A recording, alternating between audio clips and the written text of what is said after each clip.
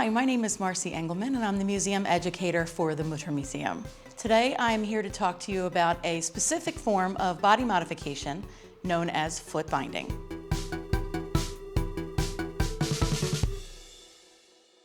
This practice took place in China from around the 10th century during the Song dynasty, and it continued for over 1,000 years until it was made illegal in 1912.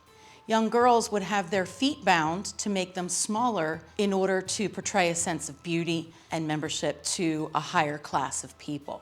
It originally began with a dancer that used to perform for the emperor, and she had bound her feet in the shape of a half moon to perform a specific dance on a giant lotus flower. The emperor found this woman so beautiful that the other women in China wanted their daughters to be beautiful like her, and in turn bound their feet. The practice started on young ladies who were between the ages of 5 and 7 years old. Their parents or grandparents would soak their feet in an herbal mixture to prepare them. When the young girls were ready, they would take their feet, then they would take the 4 small toes, leaving the big toes alone, and wrap them under the foot, wrapping it with a bandage. Then they would take the whole of the foot and fold it into an arch and wrap that with a bandage. It was extremely painful, and the young girl would have a very difficult time walking on her feet. But after a few years, the foot would become numb.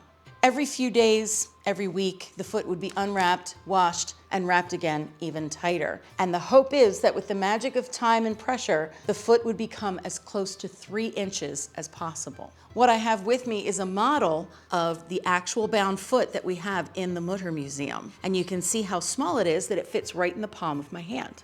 I also have a pair of very ornately sewn shoes that were made for adult women to wear.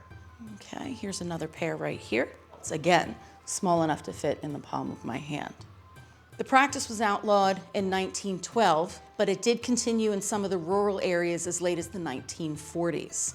There are a few elderly women left in China who have their feet bound, but shortly it will truly become a thing of the past.